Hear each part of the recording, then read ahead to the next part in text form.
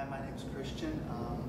I first came to St. Thomas probably about 26 years ago with my parents, and I went with them when I was younger, and then I kind of drifted away because of school and some job opportunities that were not in the Cleveland area. And I think probably about 4 years ago was when I came back full-time and got confirmed, and pretty much this is where I have been since then, and I've really enjoyed my experiences so far. What made you come back? At first it was my parents that they said to me, "You've been gone," and because of what I've done, it didn't even afford me the opportunity to really go to any services at the time because of my work schedule and then not really knowing how to find a church where I used to live during school. And I just kind of drifted away, and it took Mom saying, "Why don't you come on back?" And then I did. And when I got here, that was really when I decided that it was a lot different than I had remembered as a child, when I think you're just almost coming because Mom and Dad say it's time to get up and go. And then now, as I've had some life experiences, good and bad, a lot of what I heard started to relate to those, and that's really what brought me back and then kept me coming. We'll talk about that a little bit more, about the life experiences relating to what happens in church.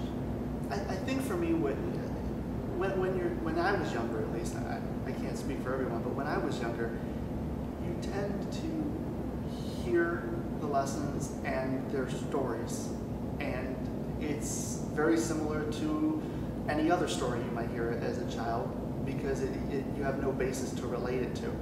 And then for me, I went to college and I had my eyes opened up to a whole new world of people that weren't like me and experiences that weren't like me. And then on my own, through work and through different jobs, I met a whole different group of people, but I also had some positive experiences in my life and then some negative experiences. And I think at that point, then you rehear the stories, and it's not just a story, it's actually kind of a life lesson. And that was where, for me, it almost was more appealing later, because I had some focus to, or some area to relate it to.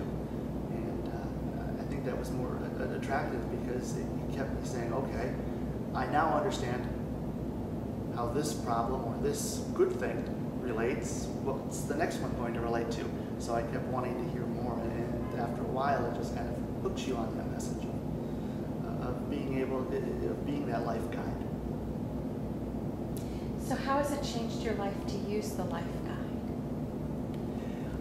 I think it's changed me because I know there's hope, and there's answers, and there's solutions out there.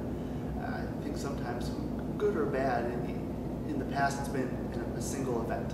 Something bad happened, and this is that, and now I have to figure out how to deal with it. Well, now there's solutions to these problems, and there's answers to the questions, where it's not just looking at my problem and saying, okay, now how am I going to figure it out? There's a resource to find a better answer, or an aid to help you figure out what's going on. You said before that you decided to be confirmed as an adult. Mm-hmm. Tell us about that. That was a big decision for me. I think that when I was younger, the general consensus for me was, at that time for my family, was that it should be my decision, not my parents, and that to do it at a younger age was more of them saying, by the way, this is what you're going to do, and not necessarily because you want to do it. And so for me as an adult, it was a time where I was able to sit back, make the decision, and also it was not something that just the first time I came back I decided to do. It took me a while for Mom to keep, in a sense, suggesting that, because it had to be something that for me it was time, it was ready, it was the right thing. And I think that when I first came back regularly to the church, it was as a child in my mind. It's the stories, it's the lessons. And then as I was going for that, it started to, wait a second, there is more to this. And once that kicked in for me, then it was, I want more, I want to be more a part of this. And that's why confirmation, in a sense, it chose me as much as I chose it. And so how has that changed you? How has being a confirmed member of the Episcopal Church changed you?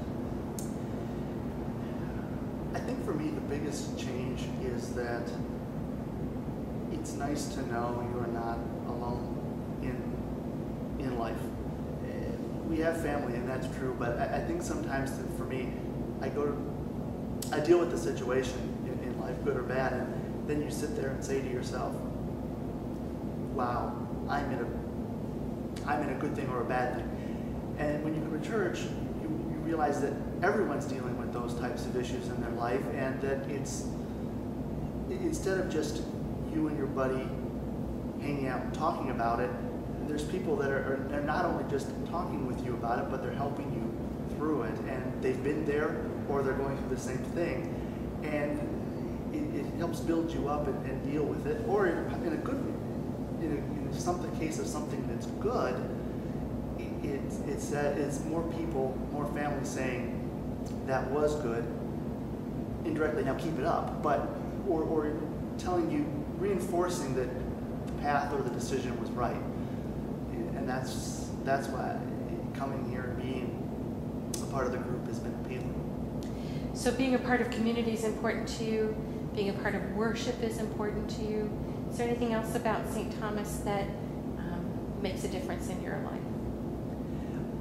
I think the big thing for me is the people, and the new people, and some of the people that I've known for a while, because each person gives a different perspective, but they're also there as support. And there's been some rough times over the past few years, and people who you necessarily wouldn't expect to know everything about you come up and say, I know things are bad, and here's a hug. And sometimes that's all, and that's enough, just because it's nice to know that there's people out there who understand and support you, and it's a place where you can come and feel that love and support. You know, you hear about young people not choosing to come to church for a variety of reasons, or not even knowing about God. And so if you had a friend who you found out really had no connection to a church community or no experience of church, which is more and more likely these days, what would you say to that person? I think the first thing I would say is give it a chance, because a lot of people that I know or have heard of that haven't been going to church, they have a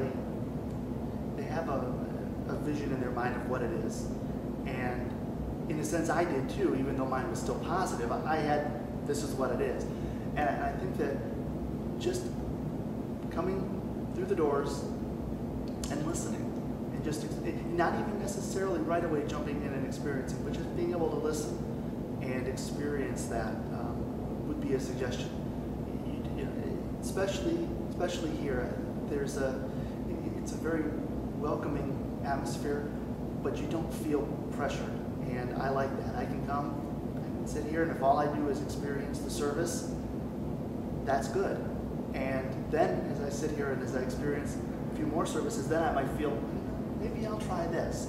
And I think that sometimes people feel that it's just going to be such an overwhelming experience that they may have some interest or may have thought about it, but they're almost a little bit nervous to come through the doors. And so I would tell them, just give it a try. Just come one night and see what you think. How do you know that God is at